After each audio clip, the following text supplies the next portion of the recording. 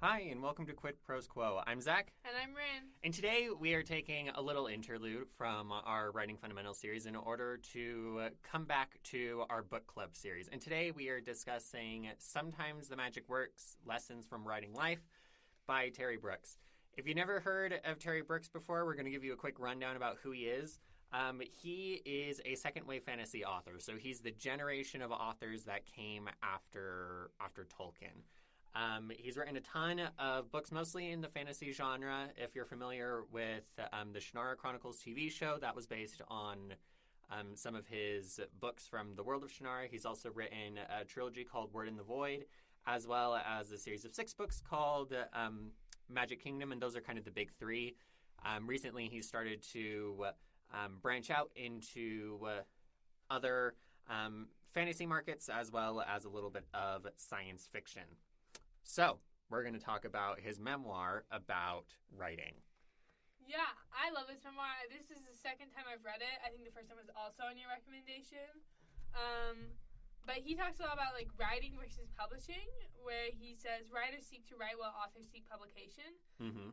And when it comes, we'll talk more about writing versus publication, but he put luck with a capital L is one of the biggest factors of success in publishing. So like, you can become better at writing through your own power, but publishing is just kind of a crapshoot. Yeah, he shared. So, Terry Brooks' debut novel landed on the New York Times bestseller list, and it stayed there for 5 months, which was like earth-shattering for industry professionals because at the time, people believed that Lord of the Rings was kind of a flash in the pan, that it was successful because it was Tolkien and not because people wanted to read fantasy. So the fact that his debut novel, first of all, got onto the New York Times bestsellers list, and it stayed there, and it was a trendsetter for the broader fantasy industry, he actually attributes to luck and how the timing was just right and the right people got a hold of his manuscript for him to basically launch his career. And I think that's something that's really important to remember for those of our listeners who are going the traditional publishing route, is that there is so much luck involved. And if you don't succeed, you just got to keep rolling the dice. Yeah, absolutely. I really like... This is a writing podcast, and when we talk about publishing, let's talk more about the writing side. I think I mentioned this earlier, but he says writing is a craft that can be improved. Yeah. And I think he has a lot of really good advice for how to improve your writing. So do you want to delve into this? Yeah, I think the first thing to keep in mind is that when he talks about writing, he says that it is a form of work and that it is going to require some kind of effort on your part in order to improve, which I think is something that is good to keep in mind when you are striving to hone your craft. If you're writing for your own personal enjoyment, that's something else. But when you're writing and trying to craft the best story that you can, there is a lot of effort and work that goes into making it so that it can be the best that it can and so that you can be the best writer you can. Yeah, absolutely. One way he talks about getting better at writing is outlining your work. And we've talked about like pantsing versus planning on this show. We have talked to no end about the pros and cons of each process.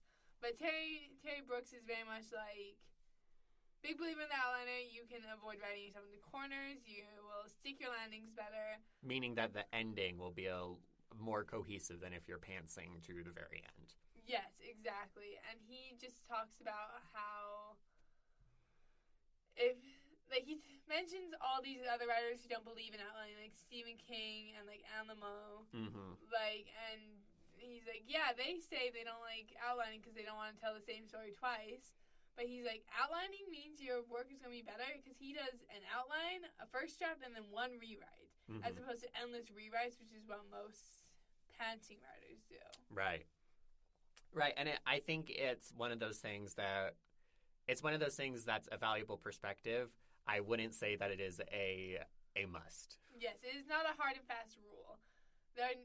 I would say there are no hard and fast rules in writing, but there are some. But the whole point of being a good writer is knowing the rules so you can break them. Yeah.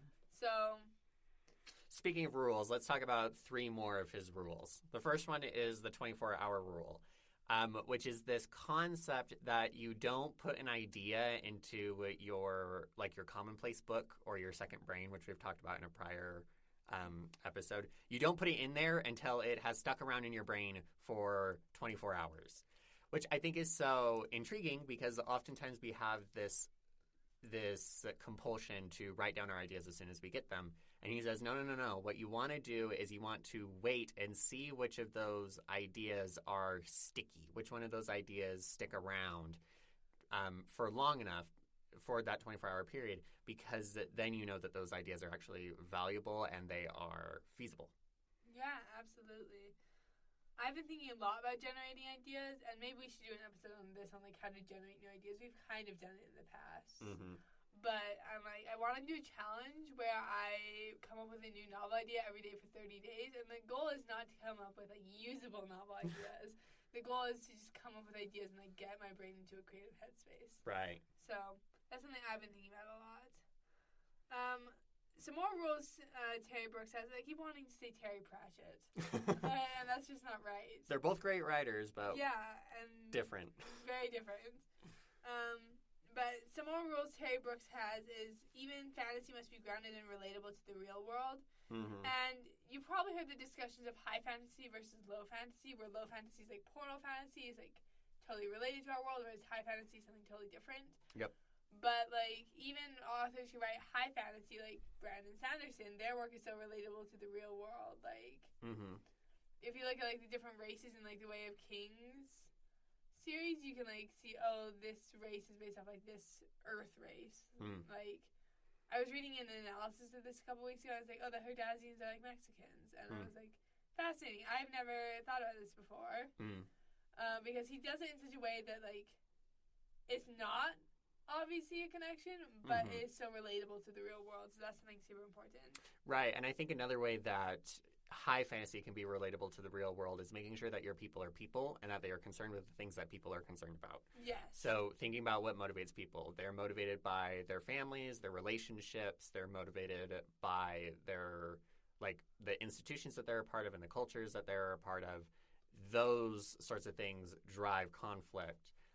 I have never met anybody in my life who is convinced that they will single-handedly save the world. But we kind of have that fixation on the savior character inside of our fantasy stuff, which would be going against this rule that Brooks has put forward for fantasy writers in general. But it's applicable to all forms of writing. Yeah, absolutely. The third rule we're talking about is everything must advance the story in some way. Like, you can't just not advance your story. Like, he has this really good equation, and I didn't put it in the show notes, but it's like motion equals change, and without change there is no story. Yes. Or something like that. Which is just like, that's important. And you mentioned conflict a second ago, and there's a note you just moved on the show notes. I saw the note I wanted, where you were talking about like you need conflict in the world, but you don't want to have too much conflict or like too much trouble, which can be unbelievable. So you have to like balance your conflict. Yeah. Which like we've all like read that book that everything is going wrong. Yeah, I was like trying to think of a specific example, but those books don't stay in my mind because they're not good and I don't finish them. I would say The Poppy War has a lot of stuff that goes wrong. I feel like once you start getting into grimdark fantasy, you start moving in that direction of everything is horrible, everything is wrong kind of thing. Yeah. I personally don't like grimdark. I get grimdark. I get the sense that Terry Brooks doesn't either. So, take that with a grain of salt. If you love grimdark, maybe this advice isn't applicable. If you're looking for more of like the adventure story, the high fantasy kind of thing, take note. Yeah, absolutely. He goes through like a lot of rules for writing in this book, and we're not going through all of them. I think he has like 24-hour rule, then he has like these 2 rules that we just talked about, and then he has like 10 more rules, and we're not going to go all over all 10 of the rules, but I think rule number 8 of that is do not bore the reader. If you're bored, they're bored. Yeah, I mean that makes sense to me. I feel like that's a very common very common thought inside of writing, and I think it's true. Yeah, I agree. We've talked about this on the show before. I can't remember which episode it was, over like, you have to be interested in writing what you're writing, and it has to be fun for you, or else it's not fun for your reader. Right. And last rule he talks about is write for yourself, and this is something I've been thinking about a lot recently, is I want to stop creating solely for publication, because I got into that headspace for a little bit that I was like, I just need to publish my next book. And I'm just like, wait, I want to write to get better, not to get published. Even though getting published is like nice, but I mean, we all want money. This is true. We live in a capitalist hellscape. Nice. So those are kind of the highlights of what he talks about as far as the writing craft is concerned. Yes. I found some of his thoughts about publications really interesting, just because he kind of became a star overnight with his debut. And one of the things I thought was really interesting is that he talked a lot about his experience with writing novelizations of movies. Yes. And the first one that he wrote was, I think it was for a sequel to the film Hook. And it was like... Hook was the sequel to Peter Pan. Yes. He was writing the novelization for Hook. And it was like the most awful experience that he had with other creatives ever, where it was like he flew out to the production set to like talk to the screenwriter and to try and figure out like what kind of his vision was, but the screenwriter wouldn't talk to him. They've sent like some kind of underling to kind of babysit them for the day. And it was just, I was really frustrated reading that story. I was like, oh my goodness, why wouldn't you give me the tools that I need to succeed? And so he swore off writing these novelizations until George Lucas approached him to write the novelization for The Phantom Menace. And say what you will about The Phantom Menace, the novelization is actually pretty good, considering the source material. So if you like Star Wars and you like Terry Brooks, reading his novelization of The Phantom Menace I think is worth your time. Yeah, awesome. He also talks about how your brand as an author impacts what you can expect from sales. So this is more in the publication sphere. Yes. Where he just talks about, I'm trying to remember exactly what he says about it. But this point is really relevant today as media universes become like more and more common. Like we think of like the Marvel universe, or MCU, Marvel Cinematic Universe. Yes. We think about... I wish it would just die. I hate Marvel so much. However, someone in my feedback for my capstone class the other day, they were like, yeah, this feels like it's straight out of a Marvel movie. I'm like, is this an insult? To him, probably not. Or her. Yeah. Or them. I think it was meant to be a compliment. There you go. Like, I mean, it's fair. Yeah.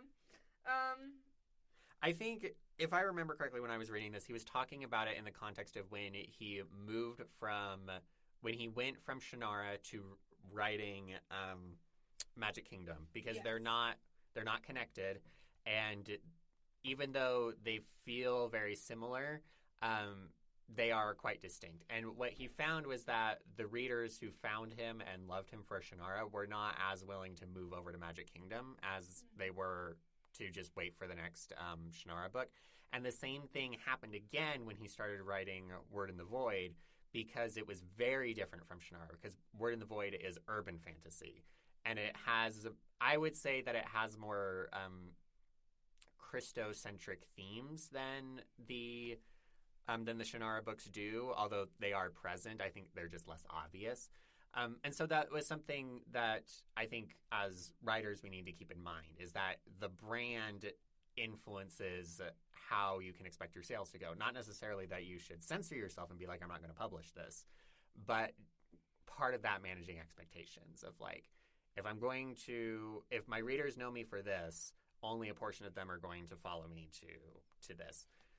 Yeah, absolutely. Like, the idea of a niche is very true. Yes. Like, I have defined my niche as, like, fairy tale retellings and queer stories. Mm-hmm. And often it overlap with the two, so people can, like, expect one of those two from me. But, like, people who love my, like, first novel, Alice in Wonderland, like, retelling, I don't expect them all to love, like, my space pirate space opera. Yeah. Yeah, absolutely. Yeah, and I think I mean, you mentioned this earlier about how media universes are becoming more and more common, and I think like the main person that I think of encapsulates this is Leigh Bardugo. Yes. Because she's been writing in the Grishaverse for like years now, and when I looked through her Goodreads listings, she has only published 2 books outside of the Grishaverse. Like it's all connected. It's all the same thing. You could point to other successful writers like Sarah J. Maas was the other one that I was looking at, where even if the universes are different, the brand is still there, which is, to put it crassly, fairy smut. Like, Yes. that's her brand, and that's what she writes. And it doesn't really matter how you reskin it. It's just, it's not just, but it is fairy smut. And you can expect fairy smut from Sarah J. Maas. Yeah, and I think another common universe, just to like point out again, is like Brandon Sanderson, who has like Yes, the the Cosmere. and he has like 18 or like 30 books planned in there or something. Yeah. And it's just like, it's a lot. Yeah. But like his fans, like his like secret novels that he's releasing right now, all take place. At least the first one takes place in the Cosmere. I haven't started the second one. But You're further along than me. I'm only like 60% of the way through Trust and MLC. I have been so busy. I've been reading for school and school alone. But yeah, we are running up to time. Is there any last thoughts we have from Sometimes the Magic Works? I do love the chapters that he writes, from talking about the perspectives and the wisdom that he's gained from his grandson. Keep in mind, this was published at like the beginning of the 2000s, so his grandson is probably like our age now. But just how he talks about the things that he learned from his grandson's imagination and the way that he approached life as being valuable to writing and to life, I thought was really touching. So when you're reading it, I would look out for those two chapters. I think it's called Life According to Hunter. Those are 2 really good chapters to look out for. I fully agree. More on that, I just love, like, I was going to talk about the same thing. So, took the words right out of my mouth. That Hunter says to Terry Brooks, he's like, Grandpa, we're pretending. And that was, like, so impactful. And like, yeah, we're pretending. Like, it is okay to just be silly, and it's okay for, like, they were playing, like, a zoo game, and, like, it's okay for the big cats and the zebras to be in the same pen. Like, because they're nice. Because they're nice, exactly. Anyways, this has been Quid Pros Quo. Thank you so much for tuning in. We will see you next week to continue our Writing Fundamentals series. Quid Pros Quo is hosted by DC Winters and CK Jensen. If you like this episode, be sure to leave us a rating. And if you'd like to contact us, you can email us at quidprosquo@gmail.com. For more episodes, check us out on Spotify, Apple Podcasts, or wherever else you get your podcasts.